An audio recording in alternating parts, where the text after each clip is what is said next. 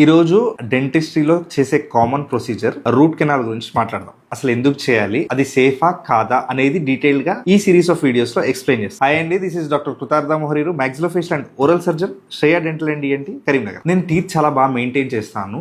రోజుకి 2 సార్లు బ్రష్ చేశాను, అయినా కూడా నా పళ్ళు ఇన్ఫెక్ట్ అయినాయి, రూట్ కెనాల్ చేయాలి అని డెంటిస్ట్ అంటున్నారు, ఎందుకు అని అడుగుతారు. టీత్ ఇన్ఫెక్ట్ కావడానికి చాలా రీజన్స్ ఉన్నాయి. One of the main reason being, మన బాడీలో ఏది వెళ్ళాలన్నా, ఫుడ్ తినాలన్నా, లిక్విడ్ వెళ్ళాలన్నా, ఇన్ఫాక్ట్ ఎయిర్ వెళ్ళాలన్నా కూడా నోటి ద్వారానే వెళ్ళాలి. సో మిగతా బాడీ పార్ట్స్ ఇన్ఫెక్ట్ అవ్వడానికి 10 times ఛాన్స్ ఉంటే ఒక్క నోరు మాత్రం ఇన్ఫెక్ట్ అవ్వడానికి ఇంటూ 10 times అంటే 100x ఛాన్సెస్ ఉంటాయి. బయట ఉన్న బ్యాక్టీరియాకి నోరు ఎక్స్పోజర్ చాలా ఎక్కువ ఉంటుంది. అట్లా అని మన టీత్ ఏం వీక్ గా ఉండదు. టీత్ యాజ్ చాలా స్ట్రాంగ్ గా ఉంటుంది, చాలా డిఫెండ్ చేసే ప్రయత్నం చేస్తుంది. కానీ ఇన్ఫెక్షన్ కి ఎప్పుడైతే ఎక్స్పోజర్ పర్సిస్టెంట్ గా ఉండి over a period of time అట్లానే ఉండే మెల్లిగా టీత్ లోపల హోల్ అవ్వడం స్టార్ట్ అవుతుంది. ఈ హోల్ కూడా ఎనామిల్ అని, డెంటిన్ అని, పల్ప్ అని ఒక్కొక్క లేయర్ దాటుకుంటూ ఇన్ఫెక్ట్ చేస్తుంది. ఈ హోల్ నే క్యావిటీ అంటారు. ఈ క్యావిటీ ఏ లెవెల్లో ఉందో తెలుసుకోవడానికి ఒక ఎక్స్రే తీస్తారు. ఎనామిల్ అండ్ డెంటిన్ లెవెల్లోనే ఈ క్యావిటీ ఉంటే సిమెంట్ వేస్తే సరిపోతుంది. కానీ ఈ క్యావిటీ